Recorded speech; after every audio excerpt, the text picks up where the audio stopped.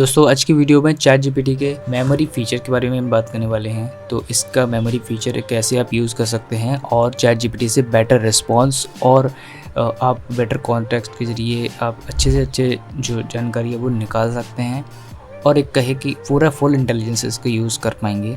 अभी ये free version पे तो आप जो भी है लिमिटेड है कुछ चीज़ें हैं, पर हाँ प्रो वाले में और ज़्यादा बेटर है। फ्री वाले में बता देता हूँ। अभी यहाँ पे चैट जीपीटी को जैसे सेटिंग्स में जाएंगे आपको जाना है पर्सनलाइज वाले ऑप्शन पे।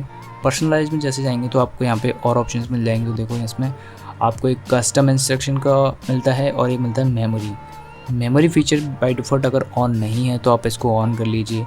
इससे ये आपके कन्वर्सेशन को और किस तरह से आप कुछ सवाल जवाब करते हैं या कुछ किस टाइप का कंटेंट आप ज़्यादा पूछते हैं वो सेव करके रखता है कुछ टाइम के लिए। और रेफरेंस के लिए आप चैट हिस्ट्री भी यूज़ करवा सकते हैं, तो इसमें ये ऑप्शन भी आप यूज़ करिए।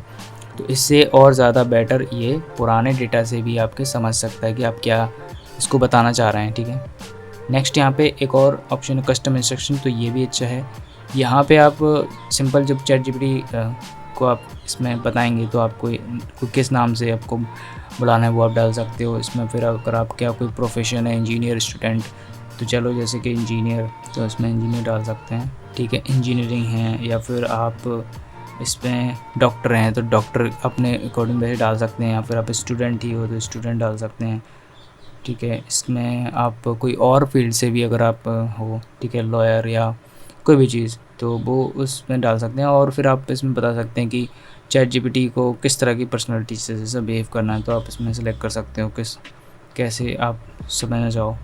जैसे नॉर्मल भी रखेंगे तो यहाँ पे इसमें जो भी जैसे सवाल पूछोगे तो उसके अकॉर्डिंग वहाँ पे भी आप बता सकते हो कि एज अ कॉपी राइटर की आपको एक ऐड बनाना है तो आप बेटर इसको इस तरह से बता दो कि या फिर एक्ट एज अ एक्सपर्ट कोई भी चीज़ में, जैसे इंजीनियरिंग में एक्सपर्ट कोडर, तो आपको बेटर कोडिंग के लिए बता सकते हैं। ठीक है, सेम ऐसे ही आप यूज़ कर सकते हैं। एक्ट एज ए रिसर्चर, आपको बेटर एक्ट करना है तो आप लिख दो। पर हाँ कुछ चीज़ें जैसे कि इसमें मेमोरी में क्या चीज़ें देखो, जैसे कोई भी मैसेज हो उसमें हमेशा इमोजी यूज़ ज़रूर करो। कुछ चीज़ें जहाँ पे ना आपको बड़ा बड़ा टेक्स्ट आएगा या फिर उसमें, तो फिर वो रीड करने के लिए ईजी नहीं होता। तो कहीं जगह पे वो इमोजी सा आ जाता है, तो वो एक तरह का इमेज जो एक क्लिक होती है दिमाग में एक सेम कोई टेक्स्ट को लेके, तो वो एक जल्दी समझ में आता है। नेक्स्ट यहाँ पे इस कॉन्टेक्स्ट जो होना चाहिए वो रियल लाइफ के एग्जांपल से आपको समझाए। ठीक है, नेक्स्ट यहाँ पे मैंने लिखा हुआ है, यहाँ पे आप चाहें तो एम्पैथेटिक अंडरस्टैंडिंग, मतलब थोड़ा सा कि कभी कभी चैट जीपीटी आप देखो तो कुछ अलग थोड़ा सा लैंग्वेज में अच्छे से वो करें, मतलब तो गेट अप्रोप्रिएट इसमें जो भी आपको जैसा बिहेव करवाना है, जैसे आप जेनजी टाइप या फिर आपको जैसे टीचर एक्ट करवाना है तो वो आप इसमें डाल सकते हो कि इस तरह से एक्ट करना चाहिए। मतलब जो चीज़ें आपको चाहिए वो आप इसमें फिल कर सकते हो। तो अब जैसे मैंने यहाँ पे कोई भी चीज़ कोई भी डेटा वो हो उसको एप्लीकेबल होना चाहिए, मतलब उसका एक कंप्लीट इस तरह का रोड मैप फाइनल निकलना चाहिए कि आप इससे डायरेक्ट कैसे एक्शन ले पाएंगे। ठीक है, तो एक फॉरवर्ड थिंकिंग का मैंने लिख रखा है। इसके बाद अगर पॉसिबल हो तो अब जो भी डेटा आप जानकारी निकालना चाह रहे हैं, या मानो कि आप टीचिंग मटेरियल है या फिर यूट्यूब वीडियोज़ है, तो वो एक्चुअली दिखना चाहिए ना, सो सजेस्ट होना चाहिए। फिर ऐसा नहीं कि अगर आप कुछ सर्च कर रहे हैं तो फिर आप उस चीज़ के बारे में वीडियो सर्च करने के लिए यूट्यूब पे जाएंगे। उससे चाहे जो भी फाइल्स हो, लिंक्स हो, वीडियोस हो, प्रोजेक्ट हो कोई, तो वो आपको गिटहब से कहीं से निकाल के दे दे अगर कोडिंग में है। या फिर वीडियो के लिए अगर आप बात करें तो कुछ भी चीज़ आपने सर्च किया तो उसका वीडियो ज़रूर से सजेस्ट करें। तो इस तरह से क्या होता है कि आप सारा कुछ एक ही जगह पे ऑर्गेनाइज हो जाता है, आपको फिर कहीं बार बार नहीं करना पड़ेगा।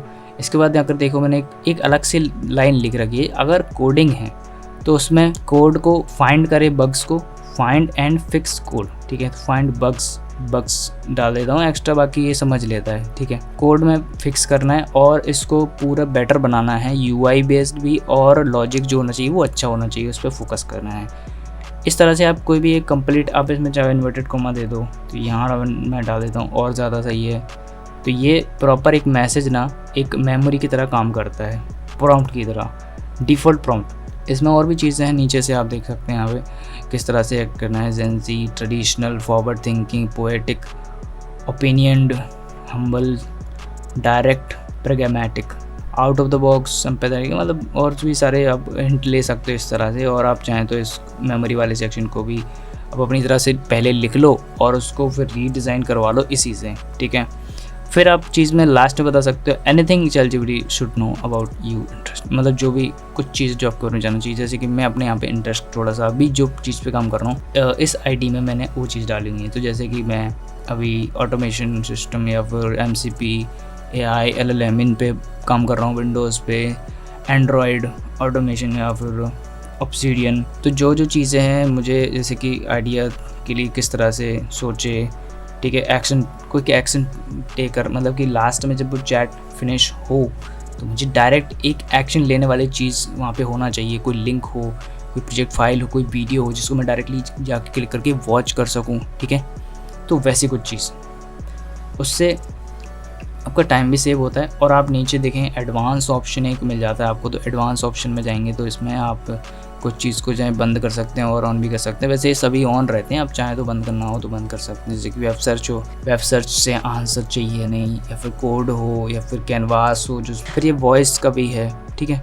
तो ये सारी चीज़ें एक्स्ट्रा जो फीचर्स हैं इनको आप अगर ऐड कर दें तो अब अगर आप कुछ भी पूछेंगे तो जैसे चलो मैं क्या पूछता हूँ इसमें, मुझे चाहिए एंड्रॉयड पे AI ऐप बनाना है कुछ, ठीक है। यहाँ पे मतलब ये तो थोड़ा सा ज़्यादा वैसा हो गया नीश बेस्ड, जो मैंने अपना इंटरेस्ट डाला हुआ है। अगर देखो मैं उस बेस पे आंसर क्वेश्चन पूछता हूँ तो देखो किस तरह रिस्पॉन्स आता है, एंड्रॉयड AI ऐप, ठीक है। तो मुझे अगर इसका पता करना है तो अभी जो आंसर आएगा वो आप देखो, मैंने क्या लिखा था, सिंपल हिंदी यूज़ करना है, तो देखो हिंदी में यूज़ किया है और इमोजीज भी है, ठीक है।